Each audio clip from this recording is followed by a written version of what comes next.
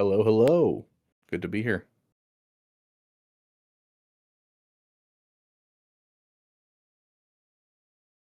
Yeah. Am I muted? Doesn't Let's fix that. Good thing we test that now. Is it me muted or her muted? Me muted. There we go. We're good. Hello everyone. Again, welcome back to Rabbit Beaver. I am officially unmuted now, so great to see everybody again. Hello, Oopstead833, Ray Rock, Caleb Wheeler. Great to see you all. Rearrange Nobody my is muted. screens real quick. Good Taco Tuesday to you as well, Ray Rock. Hopefully you enjoyed your tacos today. I didn't have tacos today, but I did have a burrito bowl. Does that count? I don't know. Gotta count, right? Along the I same hope so. lines. Hello there, Adam. How are you doing? Great to see you again.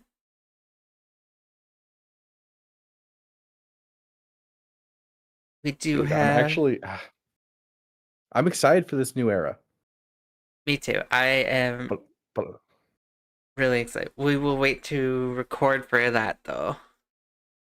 yeah. All right. I take it Bones isn't going to be joining us, so we will go ahead and start the recording. In 3, 2, 1.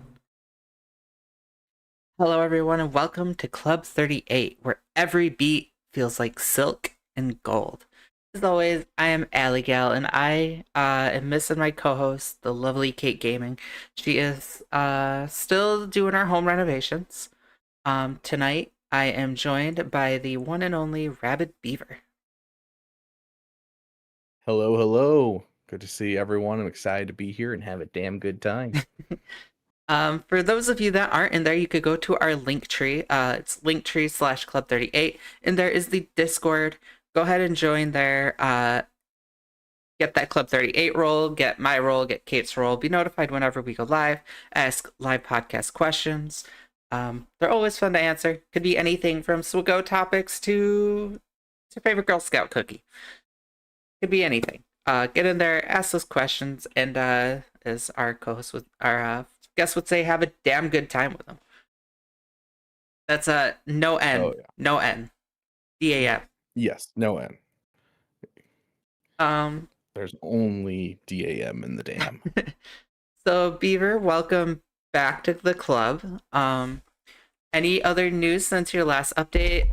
Go ahead and pimp out your stuff. Give your intros again. Yeah, I mean, hey, if you haven't seen my channel before, I kind of popped out of nowhere a while ago and I'm still going. Been a little rocky lately, got a new job and that type of stuff, and so I was a little inactive on making new content for a while, but let me throw my links into the chat real quick just so that way, anyone can go check it out. But yeah, so I make Swago content about literally kind of anything.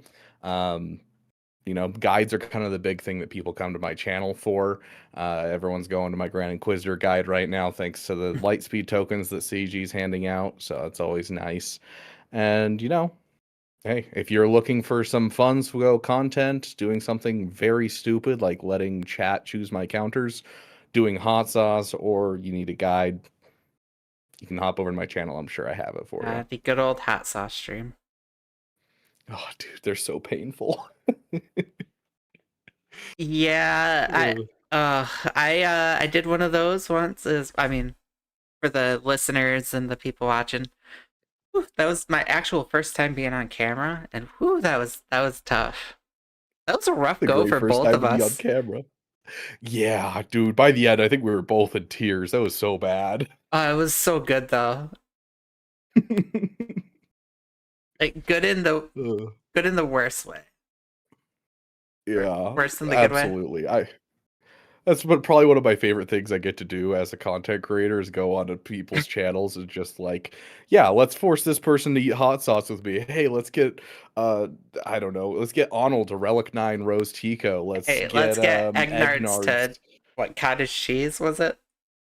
Yeah, eat cottage cheese. No, sour cream. That's what it was. That's what it Sour was. cream with a spoon. And then he failed at trivia, and so he had to drop the worst Omicron in the game on his Gungans. Oh, that one was good.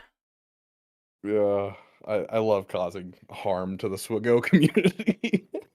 Speaking of causing harm to the Swiggo community, I gotta ask, if you had to say you have a flagship character, like mine is Leia, uh, and the Stranger, because everybody knows my love for the Stranger, those two have kind of become my flagship. Two-part question. One, who would it be? And two, are they Relic 10? Oh, so the answer is I haven't Relic 10'd anyone in the game yet, but I do have enough materials to Relic 10 5 characters. So it's Ooh, currently in a debate between the two squads that are surrounding my flagship characters. okay. So it's a little rough. I'm still trying to figure out. I'll probably give it to my viewers to figure out which one they want me to do. But um, I coined the term "mommy Mandalore" forever ago, Yep. which disturbed Nooch to no end, which made it that much funnier to me. So it's just kind of stuck with the channel. So Bo-Katan is definitely one of the two that I'm looking at, and I've always loved her team ever since I unlocked it. It was one that I pushed. Like I got some, I got like did the Christmas pack or whatever of shards and got one of the requirements for it pretty early. And so I was like, oh, I just have a little bit left. Might as well just finish this.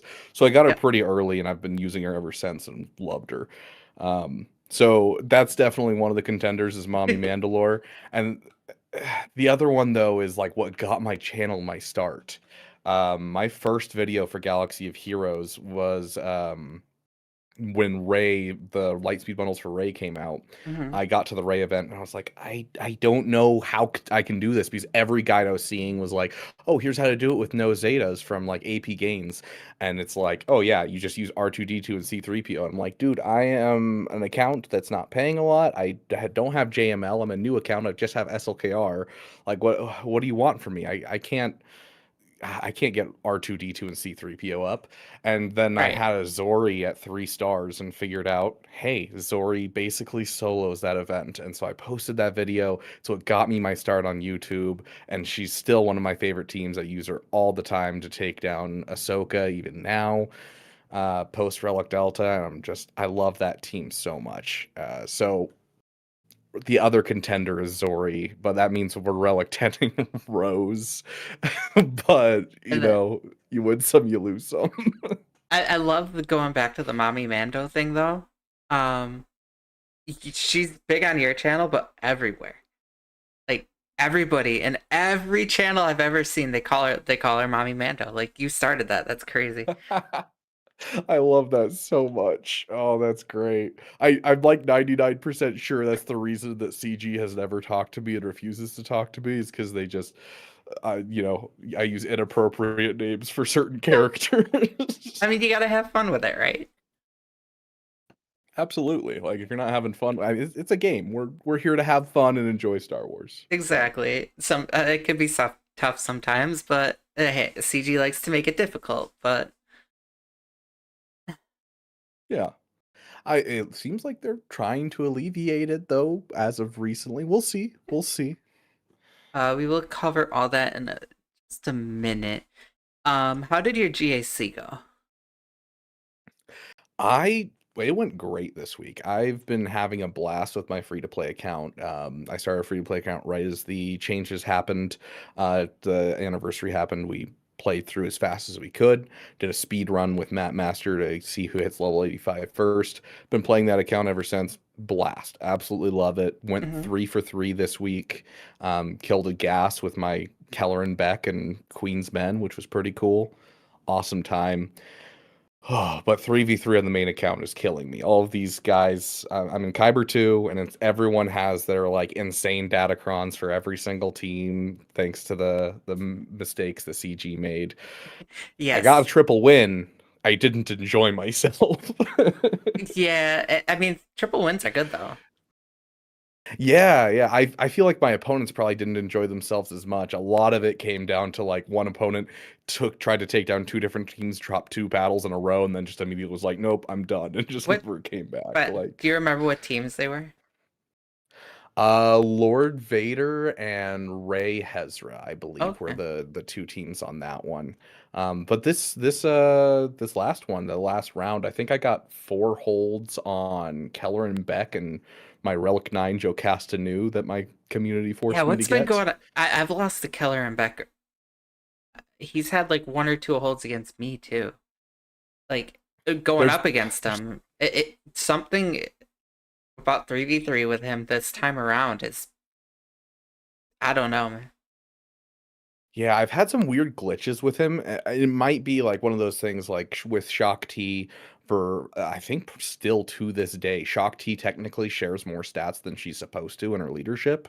Um and like for instance, they switched the what is it called? Dengar's ship, punishing one, to Yep. make it so Executrix and no longer works very well. But one in three times we still get critical hits, even though you're not supposed to be able to. So it might be one of those bugs because I've seen things like I went up against Keller and Beck and I used Bane and I couldn't get through him because he went down to one health and he was invincible at that point. Yeah. And so there might just be some glitches with his kit or something. But also with Relic Delta on the field, in my case, Relic 9 Jocasta Nu can go a long ways to pissing people off. I think she's got to be up like close to my R9 tier now. I got to do it. It's my least favorite character in all of Star Wars. Like, if I had any character that I didn't want to take to Relic 10 the most, it's Jocasta Poo. She's the worst Star Wars character ever. I hate her. And I hate that I have a Relic 9 Yeah, Jocasta Nu. mine's at 7.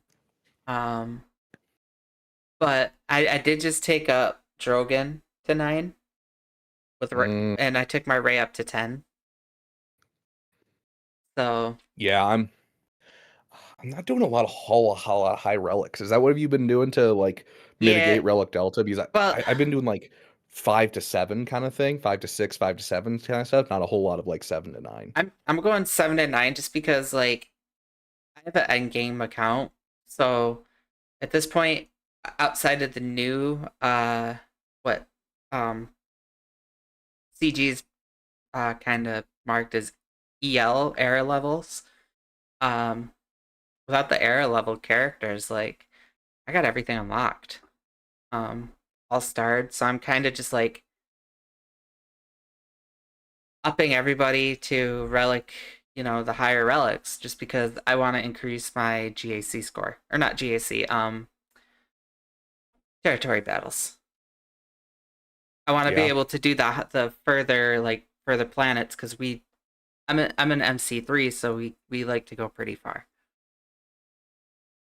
Yeah, that's definitely something that like I mean, it's not necessarily a bad thing to be helpful with Relic Delta. Like my guild was like asking for Relic 9 Rose and I was like, "You know what? Sure, not only does it mean I can use my Finzori team more in territory battles, but then also it's Relic Delta that'll allow me to take down any Ahsoka still to this day."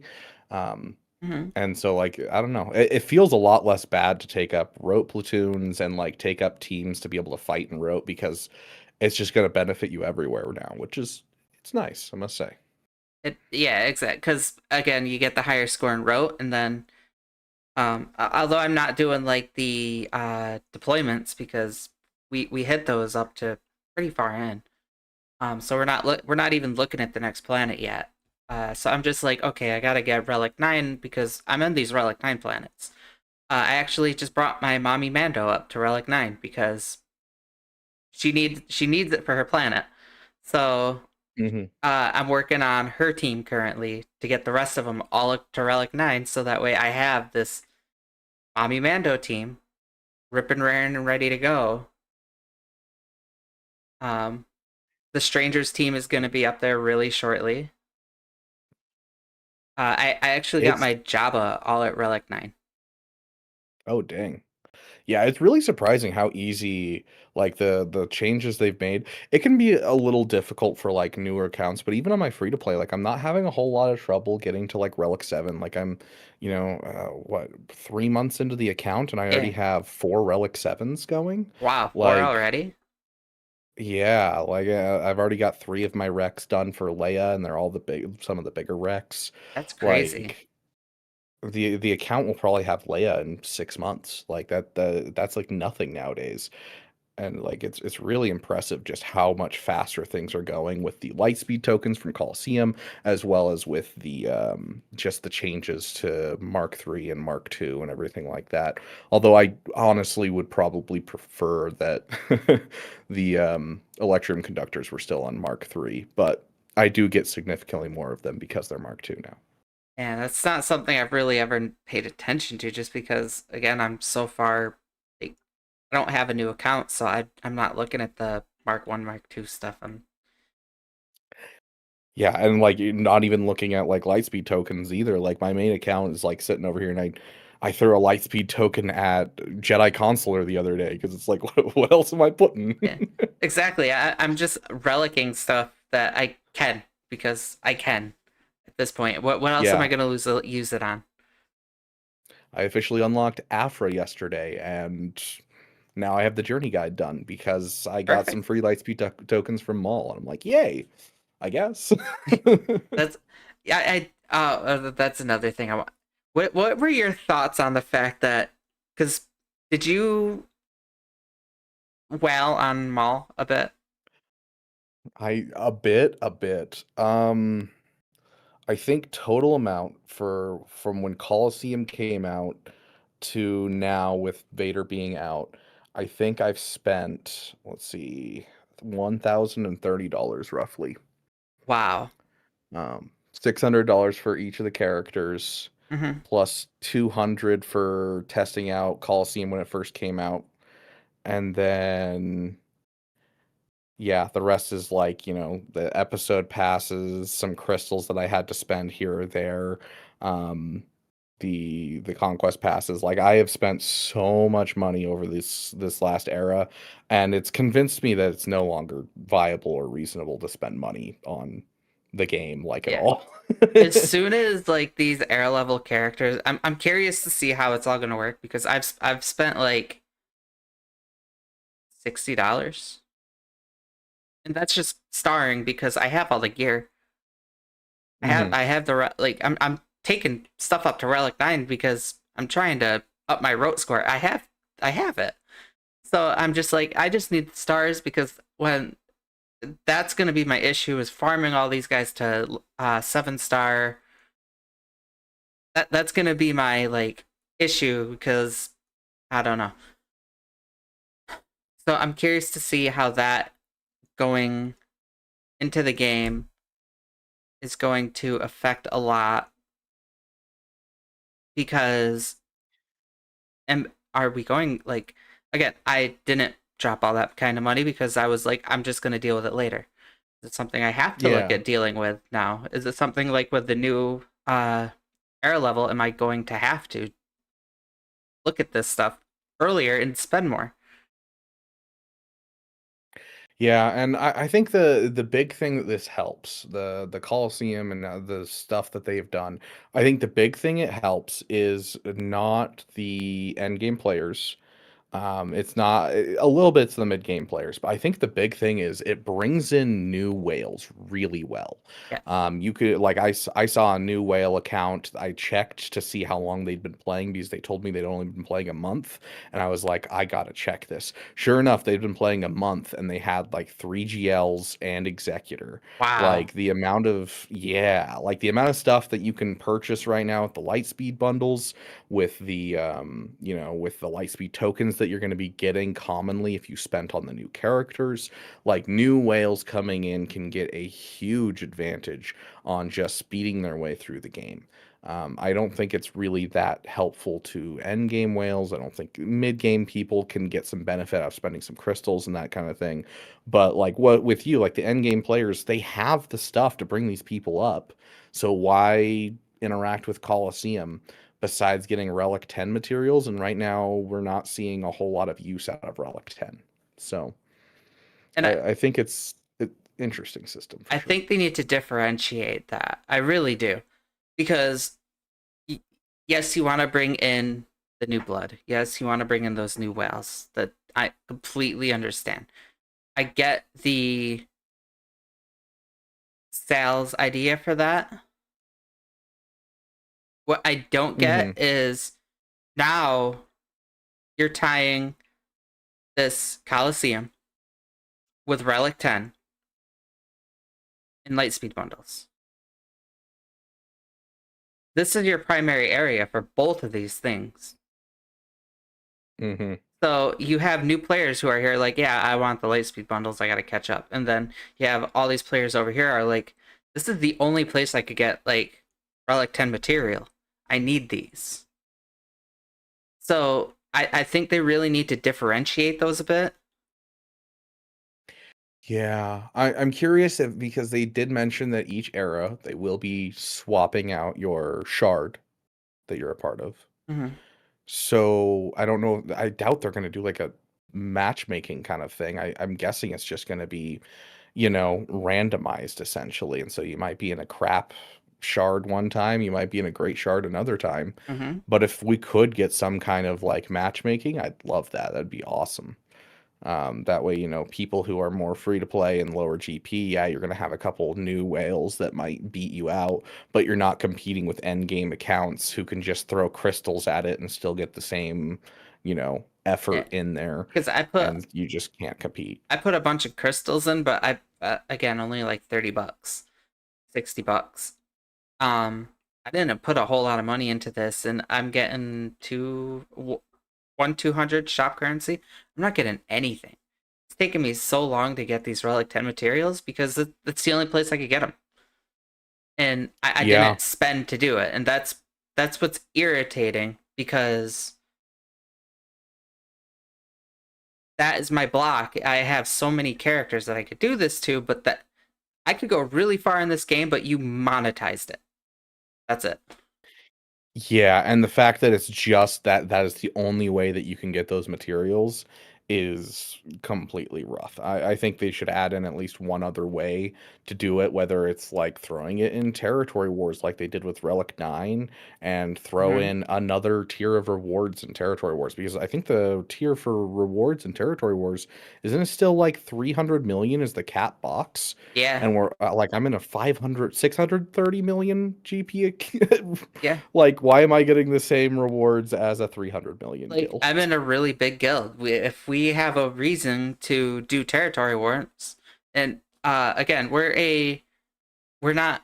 If you sign up for territory wars, you got to compete. If you don't need to sign it. It's not mandatory. That might push people to be like, hey, just like with Relic 9 materials, I need my droid brains. Got to do it. Yeah. Like, I mean, territory war, that's a whole conversation of it needs to be revamped.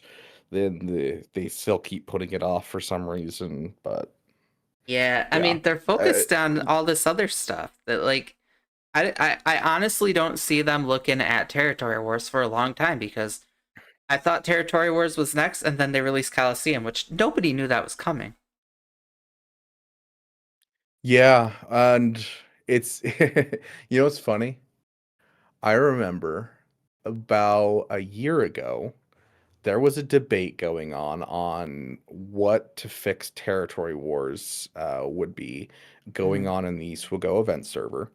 And they were having a good conversation about it back and forth, and they're talking about their favorite types of game modes. And Meathead just randomly dropped, my favorite game modes are PvPvE, player versus player versus Versus that, environment. yep. Um, yeah, and so the Colosseum is that. So it was probably a drop of like, hey, because we figured it was a drop of, hey, we're switching out Territory Wars and revamping Territory Wars, but it might have just been Meathead going, hey, we do have another game mode in the works, and that's what Coliseum ended up being, because it's player versus environment with a leaderboard, which was what I was theorizing when he said that. Made a whole video about how I was theorizing that we'd have something where we're both working in tandem in something kind of like a territory battle. Except that, you know, you're working towards a score versus another guild or something like that. And so very similar idea to what I was pitching as a fix to Territory Wars when he dropped that little nugget. Which I So could agree with that. I could see that as good fix. They'd have to update the battles a little bit to kind of be more like GAC banner wise.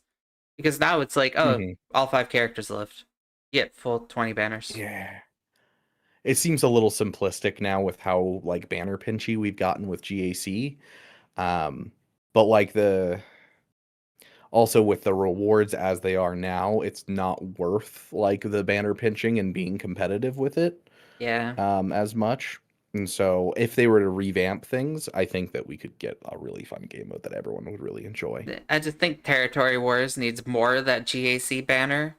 If they did that where it's like you gotta fix your score, if everybody maxes out on 20 battles and you get a full clear, how many guilds are gonna be tied?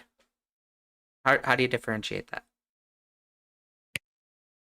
Yeah, when you start adding the extra score from GAC, like ties no longer become a thing, like wins become more competitive, you become much more focusing on like squeezing out at every banner, and I feel like it would feel really good to work together with your guild again, Mm-hmm. like it was when, you know, you first start out in the game. Because like I remember playing Territory Wars competitively with your guild was a really fun thing early on when I was making my account, because you had to work together. This person's the only one that had this counter to this team. But then as you start to get to the end, it just becomes, here's 50 of this team. Can each person take down one of them? Here's the Yes. counter to use. And so like having that efficiency would add an extra level of like, hey, I got extra banners by doing this little thing, and your guild's like, oh cool, I'll try that, and you know, Yeah, stuff like like that. not to get into what we do for defense, just because I know my guild doesn't want it out there, but we set like one wall of this, one wall of this. Have Yep. fun. Yep. It gets real interesting when you see just an entire wall of the most broken Datacron in front, and you go, great. How is everybody going to do this? Hmm. Because we all have to clear it, or else Yeah. somebody's going to have to try to two-shot this team. And then you're losing banners, and yeah. And which it wasn't really big problem until Datacrons. I remember when when the Mace Windu Omicron came out, Arnold posted a video after like a couple months of it being out, and him going, "This is like the first time the big guilds have actually hit walls where they just don't full clear every time, and it's not an efficiency win. We actually got stonewalled." And it was like a startling thing. But now, like with the Datacron sets and everything, it's pretty common that, you know, even the top guilds can at times get stonewalled just because the Datacrons are so and crazy broken. Yeah, especially with this, not this current set, but the one before that. Like, Yeah, the current set sucks. But yeah, this last this set last one was was insane. crazy. Just the amount of just whatever everybody has is just asinine. Yeah. Um, but with that, we could get onto some of this era level stuff that was announced, because I'm sure that's what a lot of people want to see. And I know you're dying to talk about it. Okay. I yeah, I'm excited. I'm excited for sure. So we could go through little step by step and then we could discuss it a little bit. As we prepare for Cool. the era of Andor, which we do have a couple units announced already. Um, we spent a lot of time analyzing the feedback from our 10th anniversary launch, which when you guys see what they did, they actually did listen to a lot, which is why I was curious to see what the next era level was gonna be before really like jumping ship, I guess. Um, Hmm. While we are taking a conservative approach to changes for this era, we are implementing several key quality of life adjustments to reduce friction, protect players from overspending too early, and provide a clear roadmap for progression. All right. So reducing early era pressure. One of the loudest pieces of feedback was the crystal crunch at the start of an era. To address this, we are making the following changes. Lowered requirements. For the first 3 marquee characters of the Andor era, the era level requirements for the final tier have been reduced from era level 70 to era level 55. Requirements for the final 3 marquees will remain at 70, as players will have had more time to naturally accumulate materials by that stage. And then smart story management. We are temporarily removing tier 8 era material bundles, EL 80 through 95, from the store until they are actually applicable. We want to ensure players don't accidentally overspend on materials. They are currently gated from using due to Xeric ability module constraints. What's your kind of thoughts on that? Already, I'm a big fan of the lowering of the what is it called? The era whatever. Era level. Um, Um, yeah, the final tier has been reduced from level 70 to level 55. mhm. I do appreciate that because like trying to get someone to go to 70 in the first bit, I mean it cost me $200 to get to level 70 on the first character on last Coliseum. I'm not doing that again I don't ever, blame you. but like I do appreciate that they're reducing these requirements.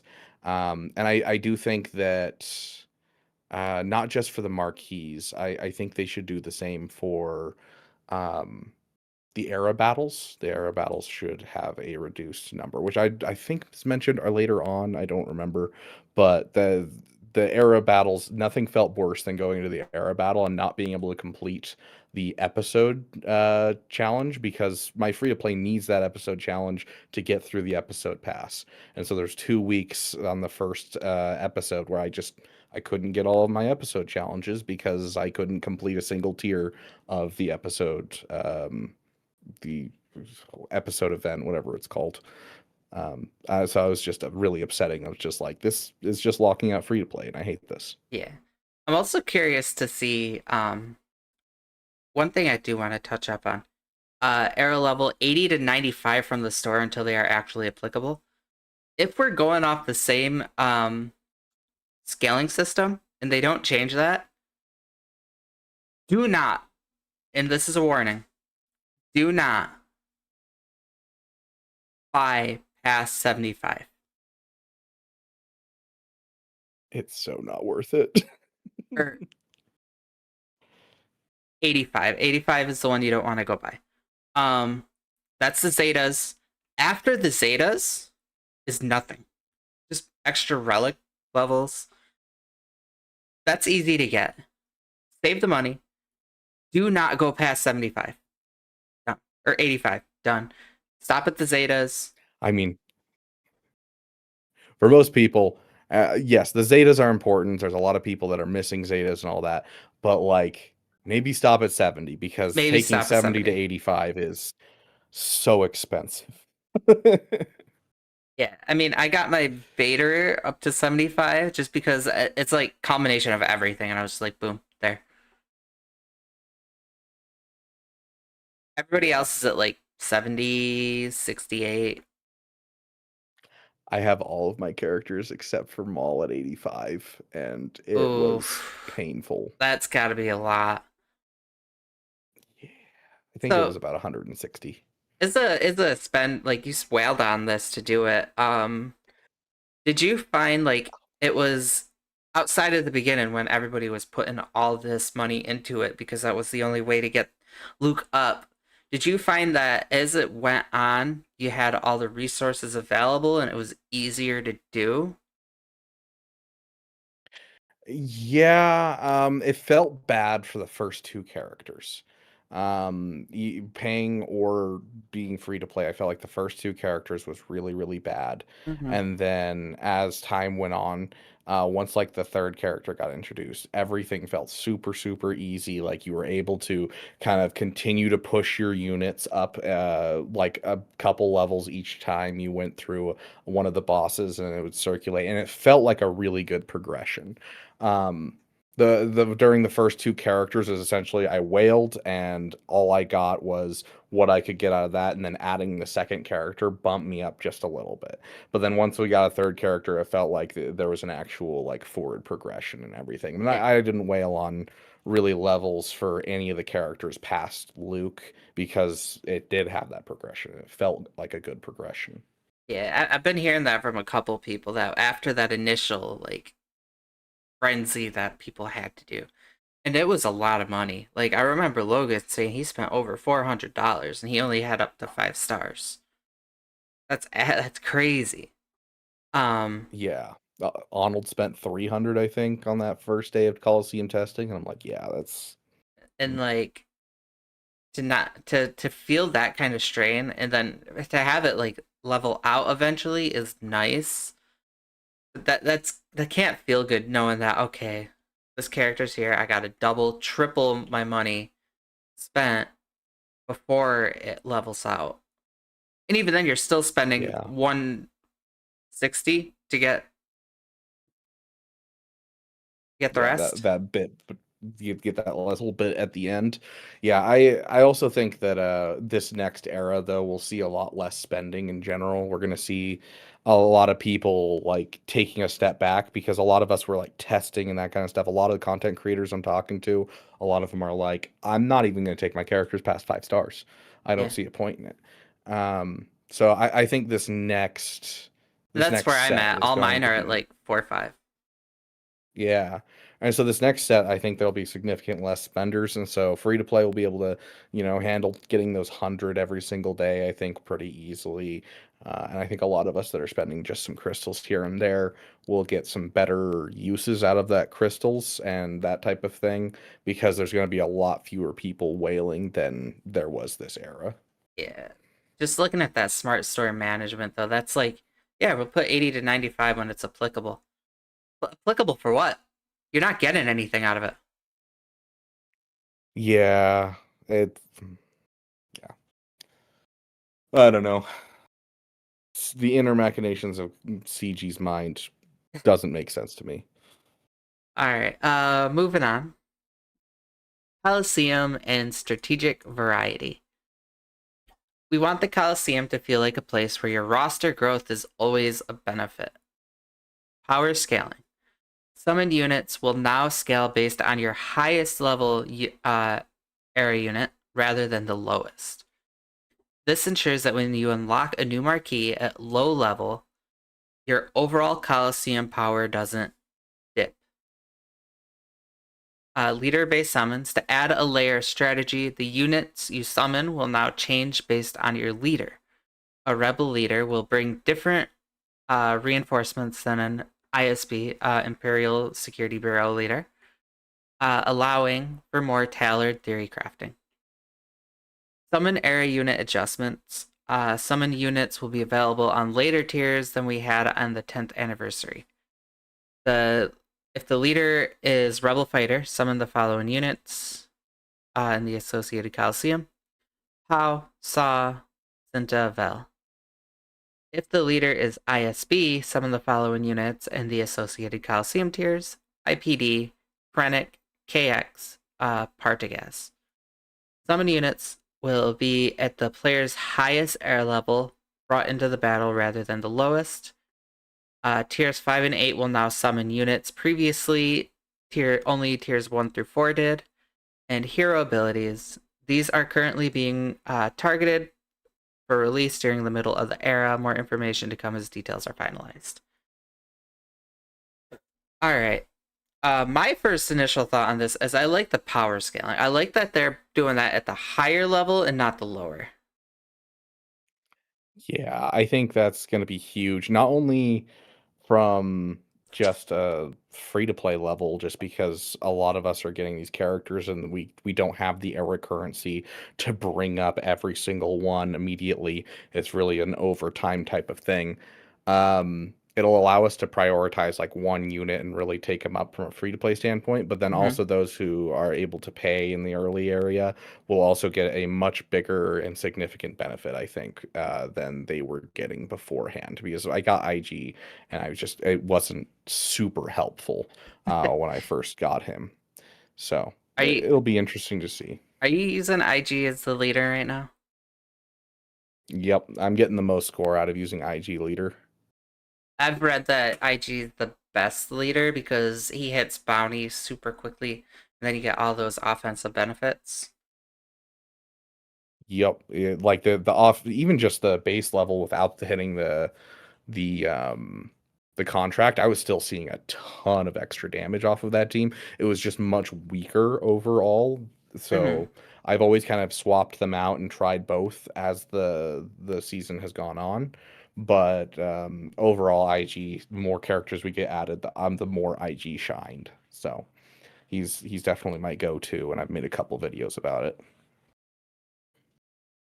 I really love that they're actually doing the higher. Yeah. Sorry, this is just like it's going in my head on repeat that it's going to be the higher tune, not the lowest, and I absolutely love that they're doing that. Um, Also, I'm really excited for this upcoming era level or units because this last one is kind of like a hodgepodge of characters. Um, Hmm. they're all going to be on different teams. They're all going to be they're just tossed in there. And coming up with this new era, we're going to see an actual team, Hmm. and that's what I'm excited about. Yeah, I'm excited for it for sure. I have questions with some of this stuff they're coming out with ISB. We have a team coming, and that's cool, and I love to see the ISB coming into the game. These other characters we're getting are Rebel fighters. Are we splitting into like three Rebel fighter teams here? Is the question Yeah, I because I have. see like here you're borrowing Pow and Saw. Yeah. Like one you like why Saw on that team? Why you're gonna pull him away from Luthen? Yeah. And so like yeah, I mean, we're gonna see some interesting things going forward with Rebel Fighters for sure. I don't know. It's interesting to see that they're trying to give that lifter though. Mm-hmm. Yeah, I mean, I think that with the introduction of Relic Delta, um, we kind of see a drop in value to Luthen overall, just due to the fact that you need like the whole team to be able to be that high relic with Mon Mothma to be able to get the damage every single time, because their damage is reduced so much that Relic Delta is going to just destroy them. Right. Whereas they used to be like a swing up team, and so I think they're trying to bring them kind of back from fading out, especially after they dropped off with no longer being able to counter Vader. They kind of got rid of a couple of the different counters that they already had, and so I'm curious to see what they'll be after this and how we're I gonna don't know. end up That using all of them. Saw team still slaps though. They really do. Yeah, it's still a pain in the butt, especially with like a good Datacron on defense. It's just a pain in the butt to get through. They're a banner stealer team. You Hmm. cannot underestimate that team. Okay, so, huh. I am very curious about this. So speaking of the summon units, I just took a look at Hmm. the order of kit reveals that we're getting, and like where when the characters are coming out and everything like that. And I took a brief look at their kits just to see. Um, so the order of them is, which we'll get to in just a moment, is Clea, Vel, Cinta, Daedra, Partagaz, KX. Out of those characters, um, none of them have a leadership ability except for Partagaz, which means that regardless of if you're switching out for the Rebel Fighter or the ISB side, until we get Partagaz, we're not actually going to have like a dedicated leadership ability for whichever faction that we use. And so it'll be interesting to see what happens, but most likely we will see, like, because of the uniques from Clea, Vel, and Cinta, we're probably going to see everyone using just Rebel Fighters as the go-to until we get Partagaz. And then Partagaz might shift the meta in our Colosseums too. You just use Partagaz as the leader Hmm. and get all of the regular characters that we have, the regular Rebel Fighters, and just leave them out just to make sure you're getting as much as possible from the summoned units. Yeah, that's. I mean, if there's only one leader in here, that's. Yeah, which does Andor have a leader himself? I I'm would assume he gonna would. assume he does. Yeah, leader ability. Yep. So once the actual legendary comes out, it looks like there'll be one for the Rebel Fighters, and it'll shift back to the Rebel Fighters being the meta, I think. But yeah, dang, it's gonna be an interesting time. I have Yeah, no idea how these teams are gonna interact. I love that it's all gonna mesh though. I do love that. Not just, oh, here's IG, here's Luke, Spider Man, Yeah, it's just a Asajj. hodgepodge and hoping they work together to some degree. But none of their kits are meant to by any means. Just here, get Yeah. the best score, enjoy. Alright, so era challenges. More ways to play will be introduced during the second era challenge. We will introduce a new forfeit system for era challenges. Each challenge tier will now feature 4 distinct feats with escalating EL requirements. Clea's era challenge will have only the 1 feat per tier, but the other 5 will have 4 feats. The goal? This provides a reason to revisit challenges as your squad grows, giving everyone, especially free-to-play players, more opportunities to earn rewards and engage with new units throughout the era. This is huge for free-to-play members because we were missing a lot of those just era, like the pass. There were a lot of stuff in there tied to these era challenges, and if you didn't pay and you could only do like the 1, maybe 2 missions, you were not clearing those. You were not getting those points. Yeah, and like even just like the first two that ran, like you just couldn't even do tier one because you were just so low on era currency. They were way too difficult for you to run. And so I'm hoping that these Forge Feet versions are going to make it much easier to get those done. I hope so. This sounds like it could be good in the long run. We'll see. The other thing to think about is these era challenges. Once these guys are gone, they say you could revisit them, but can you? Yeah, I'll be curious to see what we end up actually getting out of it. I don't know if we'll be able to, like, because once the week-long era challenge is gone, that's it. You don't see Luke's again. You don't see anybody's again. Which I mean, we have the normal ones that we get around, like the pirate and all that kind of stuff that we got for the other ones. I wonder if we're transitioning into that type of system as the era ends and we go into the next era, or if this is just what we get and then it never comes back. That could be.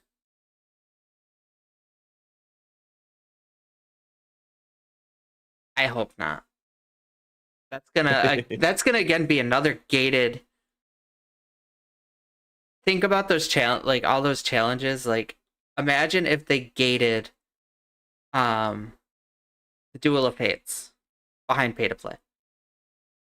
Mm-hmm. Like that is Yeah, a it's big one that I push for new players to R9 because you can't beat those rewards. If they gated that, like that'd be. yeah, which these aren't considered assault battles. We're not getting them monthly. which is slightly unfortunate because it would be nice to have more assault battles that happen. But like once every 6 months, those who got the new characters get some rewards. It's kind of what Mhm. they insinuated. It doesn't feel awful as long as it's not kicking out other events that are happening. It's just a little bit icing on top for those who pay for some money. And if not, then it's not like directly affecting you because it's not replacing anything else. So, Right. Which I mean, okay. We'll see. yeah. I'm curious to see what this new era challenge is gonna be. Here's another Yeah. And they mention here's another way to there's play. two of them, which is interesting. Have two separate ones. Maybe like a ISB and a Rebel. Yeah, that'd be my guess. But it's weird that they're saying that they're. Let's see. We'll get to it. It talks about it later on. We'll get to it. I was like trying to piece it out right before this, but we'll Alright. talk about it when we get to it. Clear roadmap for Cassian Andor. To eliminate the moving goalpost feeling, we want to be upfront about the journey guide requirements from day one. Okay, right there, I do want to pause that. Thank you, because what happened with Maul was shitty. Oh yeah. So thank you for putting this first and foremost. Thank you. Requirements for Cassian Andor Undercover will be similar to the Maul event. Andor era marquees in order: Clea Markey, Vel Sartha, Cinta Kaz, Dej Ramiro, Major Partagaz, KX security droid. The Andor event, Tier 1, requires marquees 1 through 5 at 4-star, Clea at 45, unlocks them at 4-star. Tier 2, 1 through 5 at 5 stars, Clinton and Vel at 55. Tier 3 requires marquees 1 through 6 at 6 stars with KX at 70. And then 4 requires 1 through 6 at 7 stars with air level 85. Scaling rewards. Remember that air materials scale exponentially toward the end of the 12-week cycle. The free track of the 3rd episode pass will contain significantly more EL currency to help bridge the gap for those final levels. Era battle. The squads you recruit during the era of... Let me scroll down here. We're still on tier 3. The squads you recruit during the era of Andor are your ticket to the exclusive era battle launching into the next cycle. Strengthening your team now ensures you're ready to secure high value resources when the battle begins. Our goal is to have 12 era battle event runs per era, alternatively between on and off weeks throughout the cycle. There will be 2 different era battles, each with different requirements. So this is separate from era challenges. Mm-hmm. So it sounds like we may be getting some more stuff for those people who need some more currency towards Relic 10s or late speed tokens, perhaps. We'll kind of see what's going on here, but it looks promising.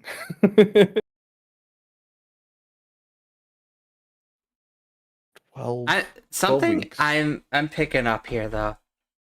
The squads you recruit during the era of Andor are your ticket to the exclusive era battle launching into the next cycle.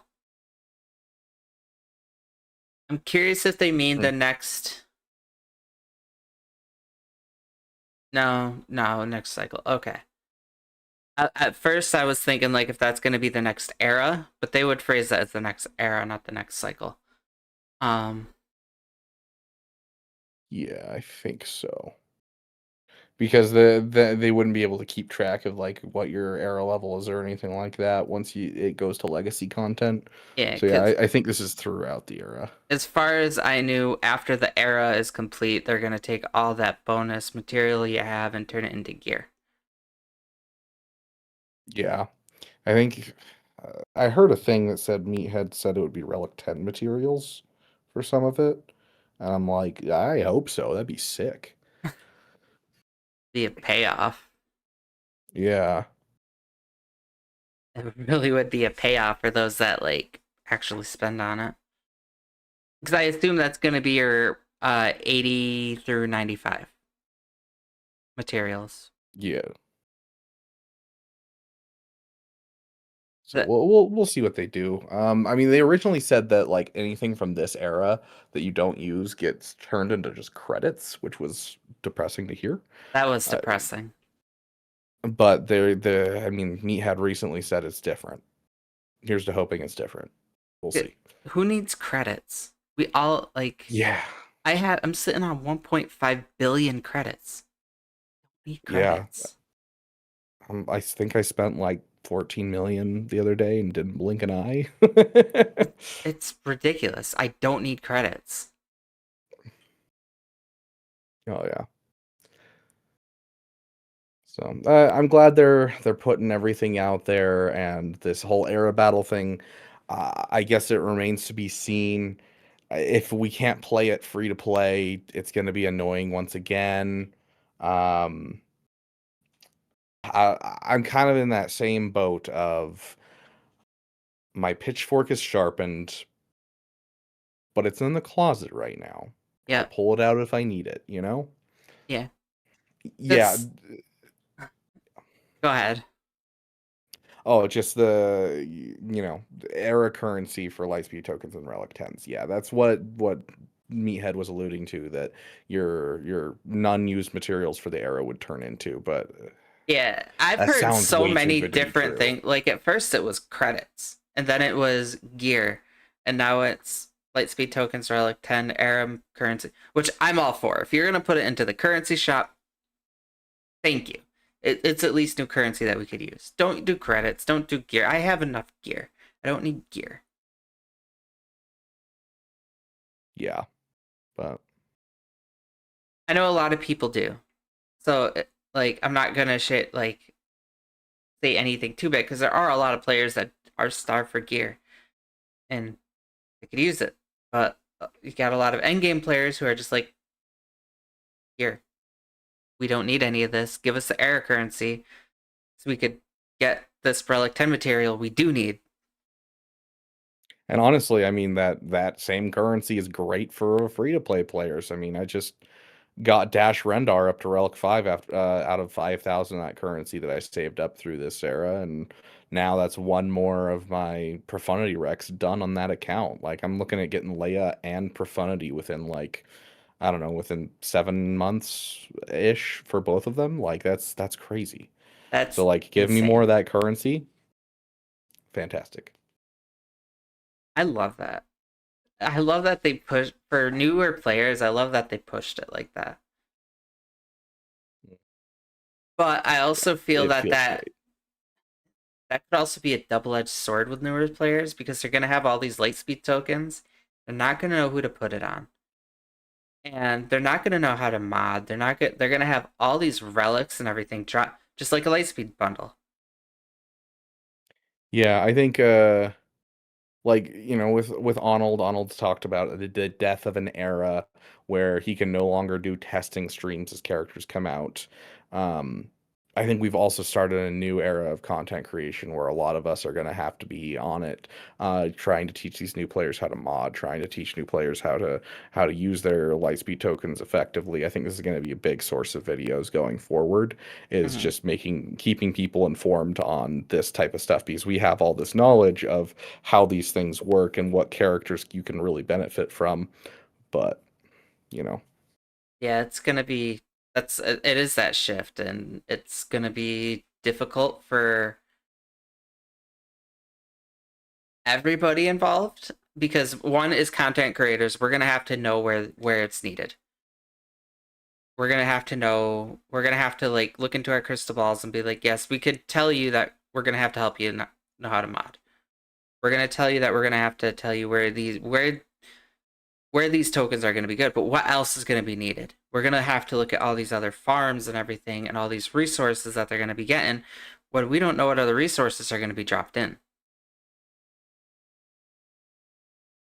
yeah.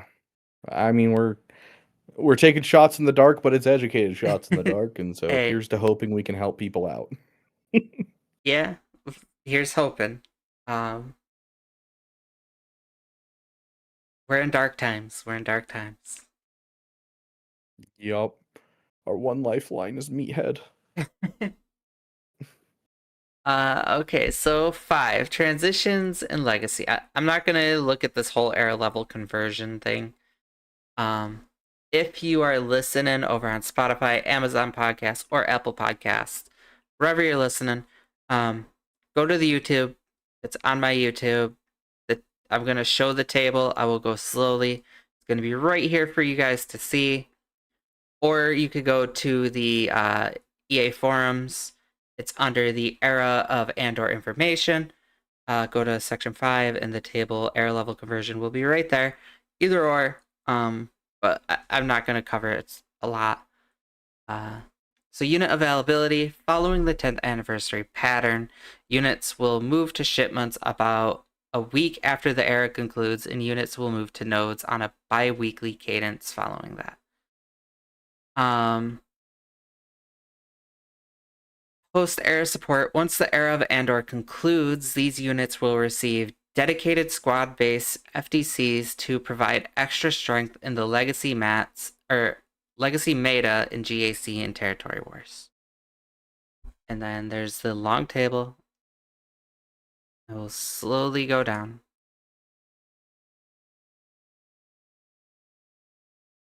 That is a long conversion.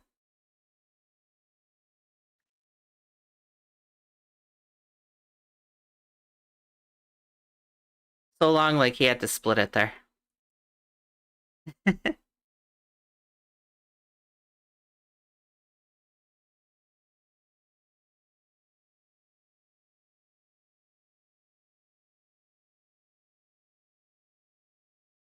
Alright, and then closing thoughts. The Era system is a living platform. While EL remains the primary driver of content mastery, these changes are designed to make the journey toward the end of Era feel more structured with less pressure. We look forward to your feedback of these changes as you progress through the Era.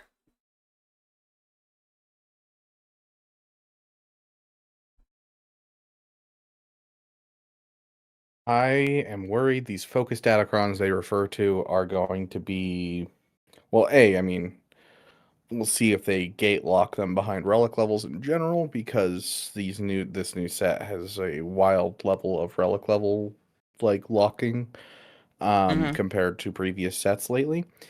But not only am I worried that these focus datacrons will be based off of that, I'm worried that it might be like you get them in your inventory. They're not just like in the store, but you just get them in your inventory based on your level. If if you unlocked Maul day one, or you unlocked the marquee at 7 stars, then it'll be like, oh yeah, here you go. Here's the focus datacron. Instead of it being just like, oh, you can go and get this from, the episode store and level them up, because that would just absolutely suck, because it means that only those who super whaled on We'll get the the focus datacrons. Exactly.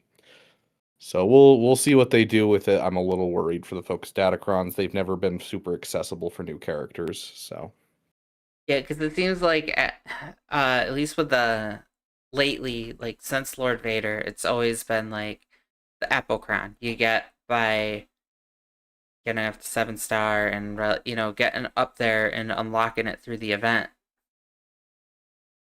I'm worried yeah. that's what we're gonna be looking at with a lot of these focus datacrons going forward. Yeah, so I'm hoping it'll be more open, that like, even the smaller guys, people that don't want to spend anything but crystals, things like that, can still access them. But it might just be retroactively doing the same thing that they were doing before with the marquees, and just going, oh, you have a 7 star at the end of the era. Congratulations, you get the datacron associated with that person. So Yeah, which I could see that better. Once the era concludes, those units that receive dedicated squad, I could see it being at the end of the era. If you're at this level, you get the focus datacron. yeah, which if it's like, oh yeah, they have to be level 90, I'll be like, I will fight you, CG. At least it would be a reason to go past 85. I still will refuse to go past. I mean, I mean, I'm gonna refuse to go past 70 from now on. yeah, like that even that is like holy crap. But to at least make a reason to go past those Zetas. Yeah. I don't know. Overall, I'm appreciative that we're seeing differences. We're seeing them put in some effort, change things. I got quite a few comments on my most recent video of like, "Are you sure that the Coliseum's even continuing next era, considering how many people didn't like it?" And it's like it's so integrated into the system, and there's so many good things for free to play, for Mm-hmm. pay to win. There's so much there that I don't think it's just physically possible to remove it from the game. Plus, trying to revert the game state at this point would be a huge mess. Speaking as someone who is working for a tech company right now, trying to revert the game state would be a nightmare. So I don't think this is going away anytime soon, but I'm glad to see they're at least talking. So These kits are, oh my god, these kits are lengthy. yeah, apparently they hit there's a character limit on how long a forum post can be, and they hit it by putting all of these together, and so they had to put the last um the last kit in a separate document. Yeah. Oh, sorry. It's not 600,000, 60,000. My bad. Um, Camo, I know you want to go through the kits, but this is a lot. Um, I honestly, I had a Girl Scout event tonight. I just got home at 8:30. Immediately booted up, so I haven't even looked at these kits yet. So I don't normally with Kate we would kind of like read through them and be like, oh well, this is kind of exciting, and then just like have a talking point or two. Um, I don't have that for these ones because I just got home. So there's a lot here. I'm not gonna read all of that. And over 2 posts, that's crazy. Yeah. I'll say I'm excited for ISB. I'm excited for Andor content, and no, I will not be wailing on this because I just spent $1,000 over 3 months on this game, and yeah, I just don't see a point. Um, you'll probably see me use some crystals, and you'll probably see me, buy the episode pass, but that's about it for both my free to play and my main account. You're not going to see anything more than the episode pass on my main account. Yeah. So. Like this one looks fun. Like looking at like the quick images and stuff and the kits, like the characters, it looks fun. It looks like looking at the inspiration, it looks pretty cool. Some design note, like again, this is just skimming over it all. I'm excited. I like that. I don't know. I'm kind of excited to see how it goes.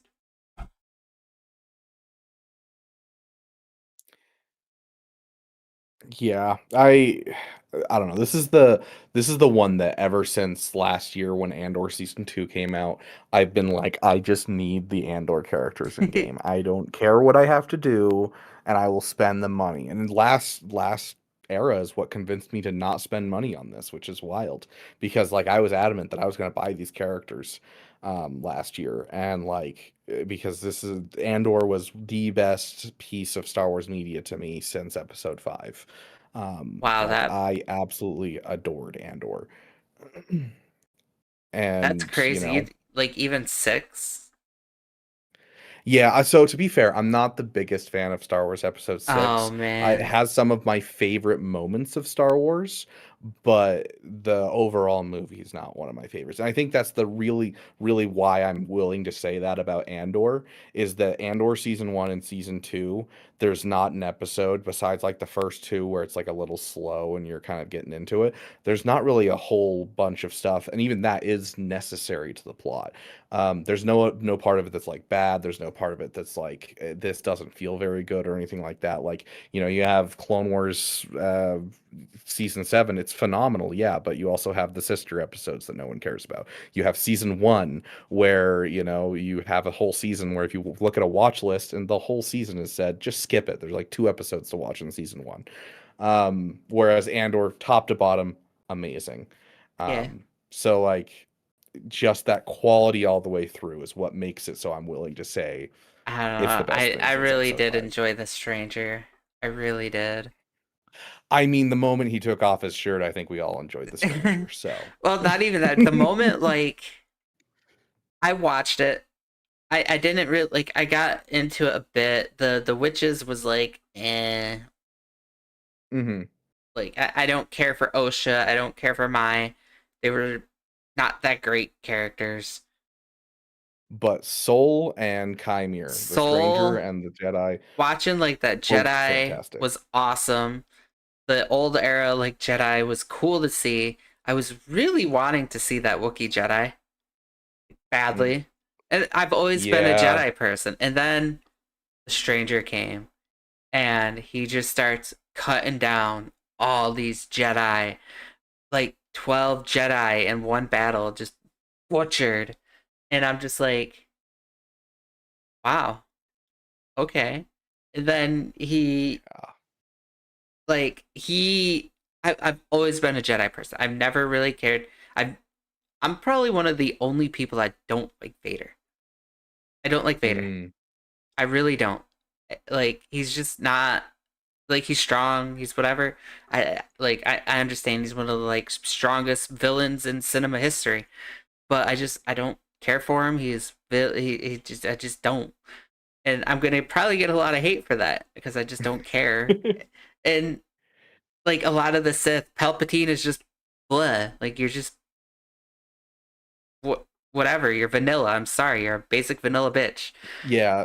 There's a hard thing when you're telling a story about a bad guy, you either have to make them really cool like Vader, and they did a good job with that because then people who just treasure that like feeling of coolness, that epicness, they love that character. But then you need something like Chimere that gets your interest and is like, oh, this is, the idea of like Obi-Wan going like from a certain point of view taken to an actual extent where you're Yeah. just like, oh yeah, maybe like this person has been betrayed by the Jedi. They've been hunted by the Jedi just because they disagreed with them.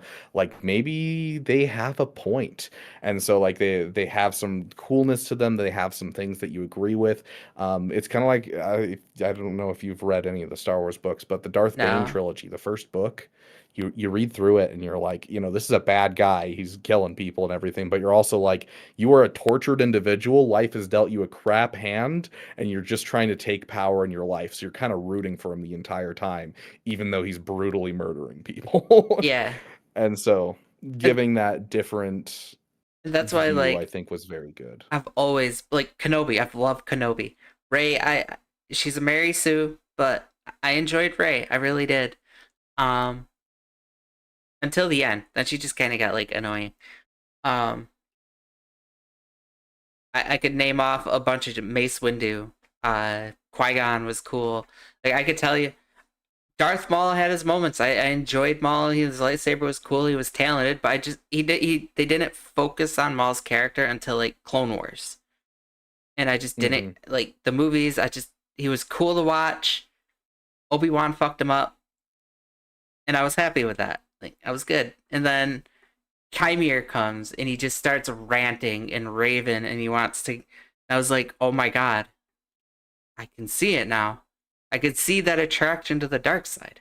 And then he took his shirt off and I was like, yep. I can see two ways I'm attracted to the dark side. Okay, yep, you got my attention. And then they canceled it and I was like, oh man, this was gonna be good. Why you gotta do that to a girl? Yeah.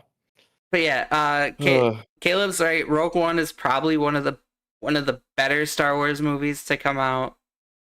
I enjoyed Rogue One. It was amazing. hmm the fact that both Andor and Rogue One exist is fantastic. They have no right to exist. They should not have been made because of all the stuff in their way. Like Rogue One most of it had to be reshot. They had to bring in a completely new director. No one can talk about what happened on that set because it's all under NDAs because it was such a crapshoot. And yet we got Mhm. one of the best Star Wars movies ever. And then he pulled his magic again with Andor and just went in and made this incredible show that would not have existed if we didn't have things like COVID, where they got an extra couple of years to prepare and all kinds of stuff. Like, ugh. Yeah, and let's look at it this way too. Like to have a hit like Andor and Rogue One was without Jedi or Sith is difficult Yeah. to do. Like these are just rebels. Like they just made a Hmm. movie off rebels, and outside of Vader at the end of Rogue One, that's it. Yeah, there's no space wizards to be seen, which is like what 90% of people go to Star Wars for. So it was really impressive that they did such a good job. Like I was thoroughly impressed with it. All right, but let's move on to some viewer questions. We are getting close to 10:30. Um, so viewer questions there. Bodie wants to know, you get to make, you get them to make one last series of your favorite canceled show. Which show and why? Ooh. Are we talking Star Wars or just in general? In general. Favorite Oh, goodness gracious. Do you have an answer ready to go? Because I have to think about this one. Yeah, we normally start with guests, but I will take this one so you can have a minute to think. Um, Okay. I would have to say Take Two. It was an old ABC drama from God, I think I was like early 20s, I think. Um, it was awesome. It was about like an actress who went into rehab and went into jail. And her rehab was that she had to basically get clean. And again, as an actress, that's not easy to do. So her way to get into work was she started to follow a private investigator. And then she got hired on to work with them. They were making a movie where they wanted her to be a PI, so she was trying to follow him for the role. And it just kind of devolved, and it was like a really awesome show based off, an actress who wants to play this part, and things got real. Hmm. Okay. Yeah, I thinking about it, like I can't think of a lot offhand where I'm like, "Oh, this show I really wanted a another season and it got canceled or anything." But one for me was Limitless. Mm-hmm. Um, there was the movie Limitless where it's about the guy who, With finds this pill and, he can take it and it activates 100% of his mind instead of the normal 10% that you use, but it's highly addictive and, causes problems for you, but he changes his life around using this pill. And they made a TV show out of it as well. Like flashing forward in time, and that character has become like the president of the United States or like a senator or something like that using this pill. And then the main character is just working for the FBI and it's using this pill as well, but he doesn't get addicted to it at all. It doesn't have any negative effects, and they're like studying that as he helps solve crimes. Always really enjoyed the first season of it. I've watched it probably 3 or 4 times, so I'd probably love to see another season of that show. That'd be cool. It sounds good. Yeah. Um, all right. Vlad Sander asks, you are a hiring manager for a new Star Wars show. What famous actor or actress who hasn't been in any Star Wars content yet would you want to hire? And what would they be? A Jedi, Sith, etc. Ooh. That is a hard question for the reason that I don't think that big actors deserve to be in Star Wars. I'm of the I belief of agree. George Lucas. I don't agree with George Lucas on a lot of things, but I'm of the belief of I want people to be able to look at a character and go, "That's Leia. That's Luke." I want this to be like their breakout role that gives kids something to look at. And I feel like a lot of the times big actors can also take away from the plot and take you out of the story. Hmm. Obvious example, the Lizzo and Jack Black in Mandalorian was just awful. um, Also, big shout out to that one was Trinity from the Matrix being Depa in the Acolyte. yeah.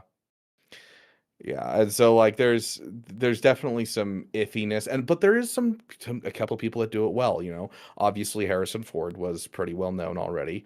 He Hmm. does a good job. He doesn't take over or anything. He does a really good job for his role. Woody Harrelson was one that I was not calling as a good person to choose.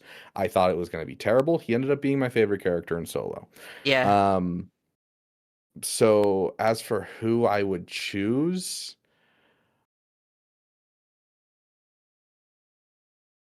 I don't know. I wanna get someone with, like, a really cool voice and just utilize their voice for something, for, Like a like, a cool Morgan Sith. Freeman. Yeah, yeah. Um, like, a more give Morgan Freeman, like, he's an ancient Jedi holocron that the main character's listening to or something. Give me, like, some more cool voices Or like James Earl Jones, ooh, you know? like Darth Revan. You could have Morgan Freeman voice Darth Revan and then have some random actor dude play like the mask and Okay, so you bring up Darth Revan, I think that that seals the deal for me. I think it would be cool to have Keanu Reeves as an old Darth Revan telling the story to someone of his life as flashbacks. And he plays that would be old cool. Darth Revan. I think that would be a fantastic because I think he's too old to do the young Darth Revan and like the story of Darth Revan very well. But I think he'd be fantastic as an old Darth Revan that we can then have him make like flashbacks and that kind of thing.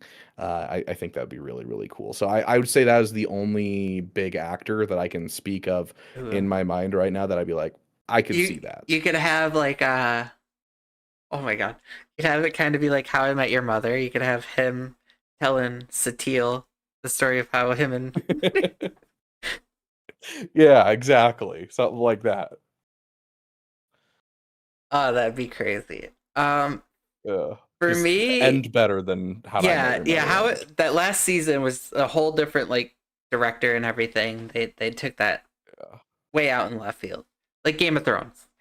Um Yeah. I think I would like to see somebody again. I love her. She's relatively known. Anna Kendrick. Um, Mm.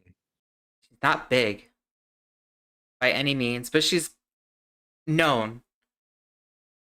I think she would make like a good. I'd love to see her do like a bounty hunter show, or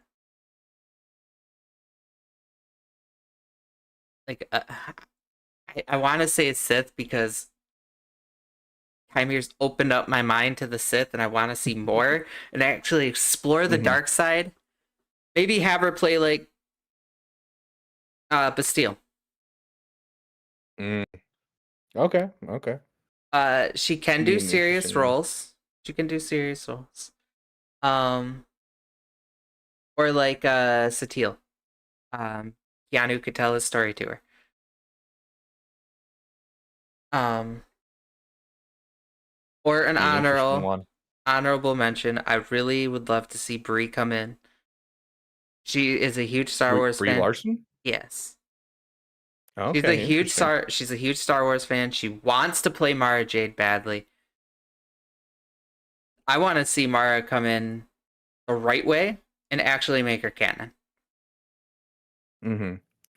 I think that both of those actresses are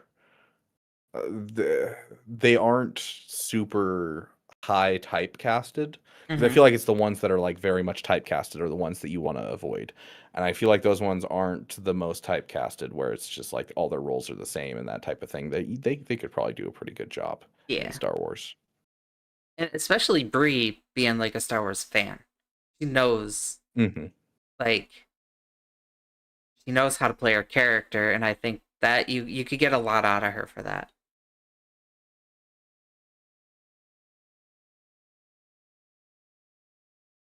Personally, I don't know. I could be wrong there. I know she gets a Jason lot of hate. Alexander. Jason Alexander Who's is a voice Jason? Jedi. I don't know who that is. Let me look that up real quick. Question. Google. Um, Well, Pretty Woman, Jacob's Ladder, Rocky and Bullwinkle. A lot of stuff that I haven't seen, so I have to hear his voice. Yeah. I'm sure I'd hear if I heard his voice, I'd be like, oh, okay, yeah.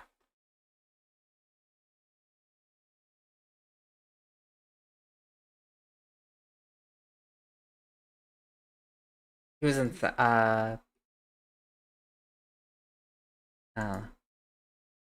I'd have to hear his voice. Oh,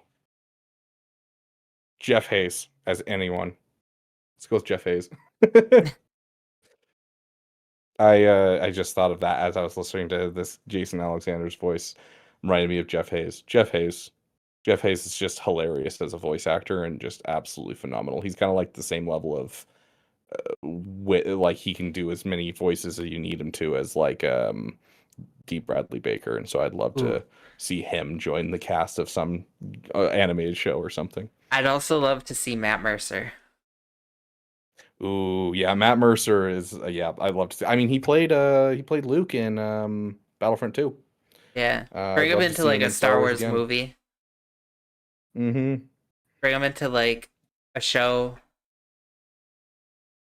Yeah, I'm so down. I always love seeing the Critical Role cast and things. They always do a great job. They do. They know what they're doing. They're great actors and actresses. If you've never watched a Critical Role episode, watch Critical Role. The Mighty Nine is probably one of my favorite like campaigns they did.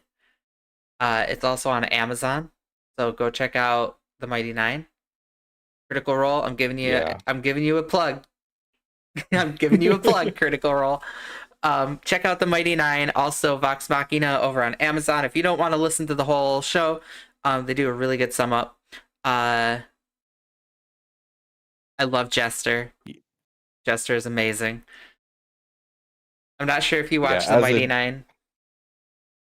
I have not yet. I started listening to Critical Role back when I wanted to be a better DM because I do play D&D. Mhm. And I love watching because on Amazon Prime it's an animated show that they're making for both of their campaigns they've previously done.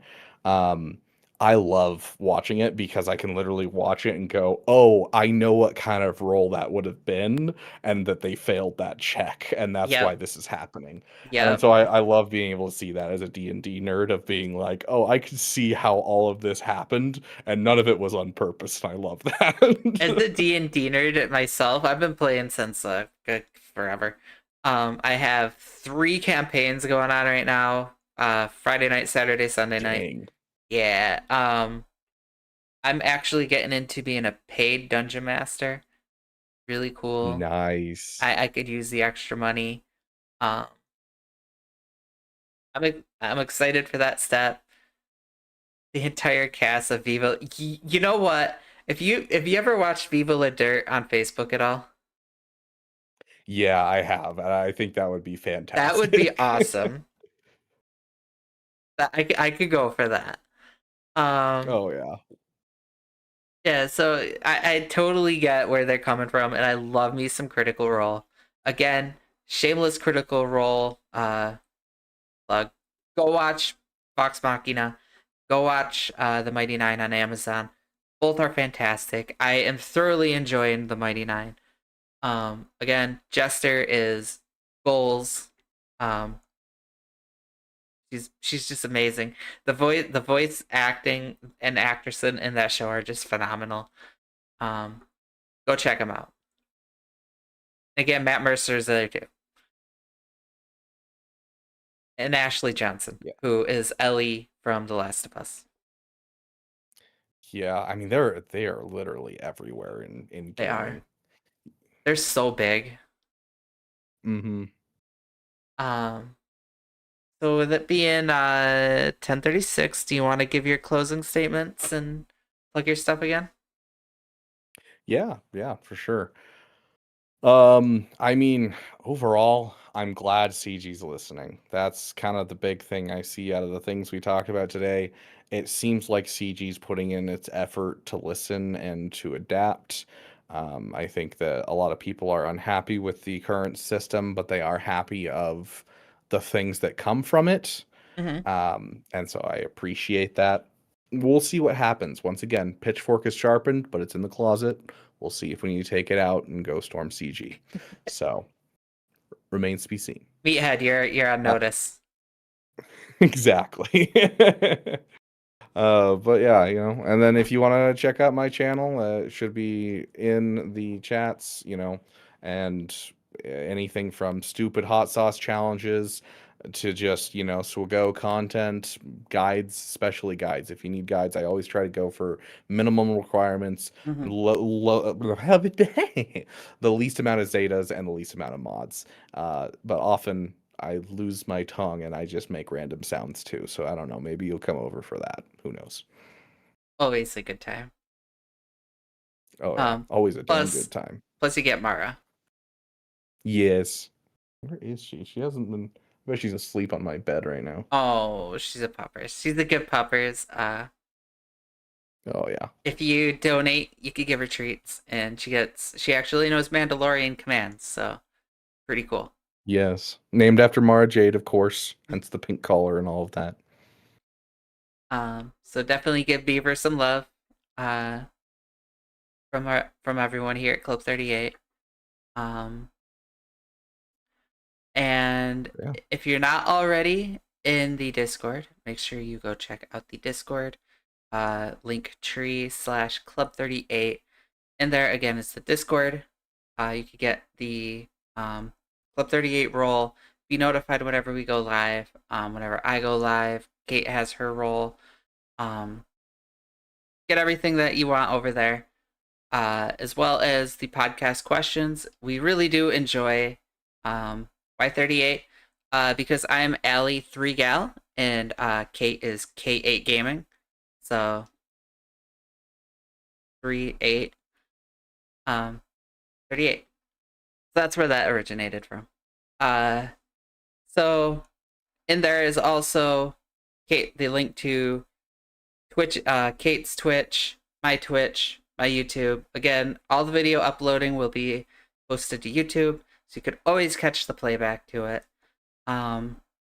Also in there is the Spotify, Apple, and there's Mara on camera right now. She's a good girl. She is a good poopers. Also, Apple Podcasts, Spotify, Amazon Podcasts is up in there, as well as new merch, link to my merch, and Club 38 merch is in there as well. And my PayPal, anything you pay will go directly back into the channel. So feel free to hit that up as well. Also, the current thing is 500 subscriber goal over on my YouTube channel. Hurry up and get that so that way we could take our Wampa to Relic 10 and rub it in Fat Phil's face that we have a Relic 10 and he does not. His whole flagship character and he does not have a Relic 10. So we will shame him and Egnards will love it and we will even get Phil live to do it when we do it. I love that. So 500 subscribers and then maybe if we get 1,000, maybe I could get Beaver to do some like karaoke or something with me. Oh gosh. I'll give it my best. Same. So with that, make sure you check all that out. Also, next week, live, February 10th, Club 38, featuring Celiac Sarah. You've heard it here. Next week, we will have Celiac Sarah ready to go in the club. So make sure you check that out. So, also, really quick, funny story. I tried to have a collab with Celiac Sarah. I reached out to her. Well, we were talking back and forth. We set up this collab, and then a week later, she ended her channel. and that was the second person in a row that I had set up a collab with, and then a week later they had ended their channel and started the rumor that I was Oh, cursed and was causing people to end their channels.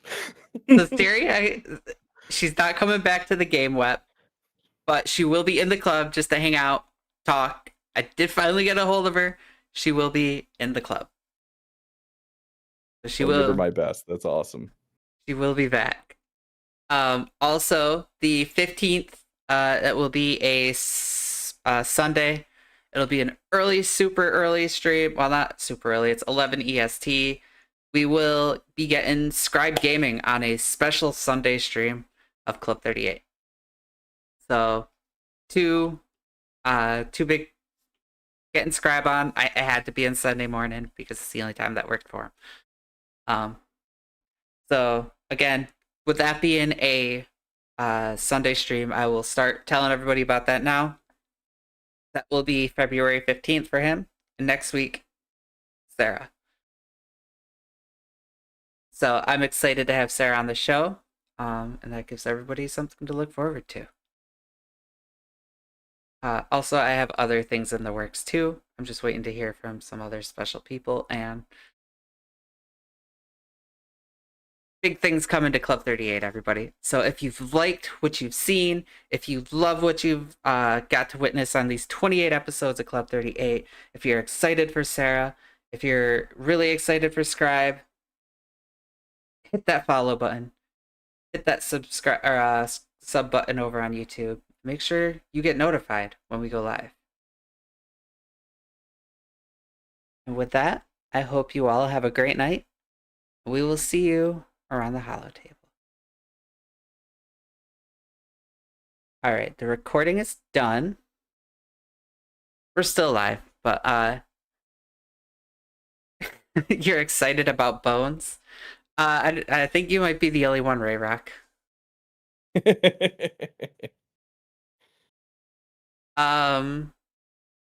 Thank you all for watching. Wet, Adam, Ray Rock, Caleb, Mikey Mike. Thank you everybody for watching. Especially everybody over on YouTube. I know it's pretty hard with Kate being gone, so we actually get to use my channel, and with that we get the double stream. So I like that we get YouTube, who actually gets to watch until Kate comes back. Good times. Also, oh it's shoot, always nice double streaming. well, because we're live and we're not streaming, and the streaming doesn't get to hear. Also, big shout out if you enjoy the music that we play in the beginning with What's the Scooby-Doo kind of being like our opening theme song for the viewers who are watching it live. Big shout out to First to 11. They don't spot like Anders, like it's a stream and that's just the music we play. So that's First to 11. Go check them out over on YouTube. They're a cover band. They're awesome. Go check them out.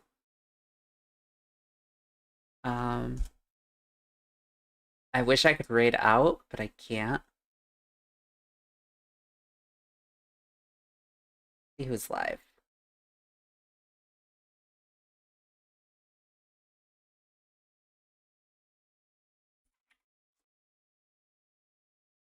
Is TOB on?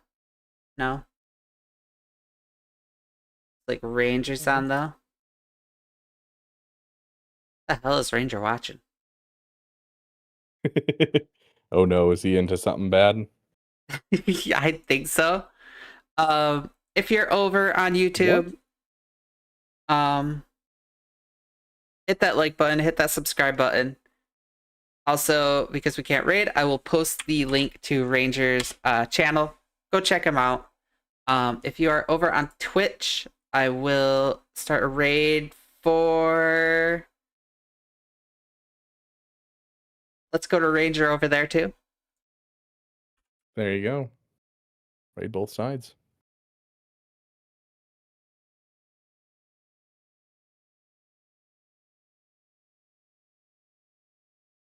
So stick around for the raid. We'll get you into Ranger as soon as we can. Thank you all for watching. And remember that rebellions are built on hope.